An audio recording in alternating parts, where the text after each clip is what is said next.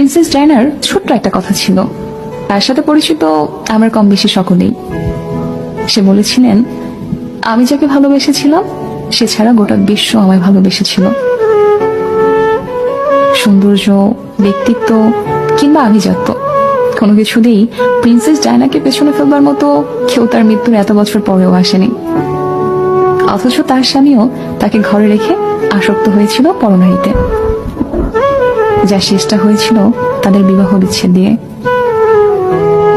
তোমরা অনেকেই বলো না, গুছিয়ে না চললে, নিজেকে সাজিয়ে না রাখলে পুরুষ হাতছাড়া হয়ে যায়। আসলে এটা পুরোপুরি মিথ্যে, বুঝলে? যার মানসিকতা নোংরা তার ঘরে হুড় থাকলেও সে কাজের মেয়ে পেছনে ঘুরে বেড়াবে, আর যার মানসিকতা পরিষ্কার সে দিনের পর দিন শত শত সুন্দরী নারী উপেক্ষা করেও শুধুমাত্র তার স্ত্রীর কথা ভেবে থেকে যাবে।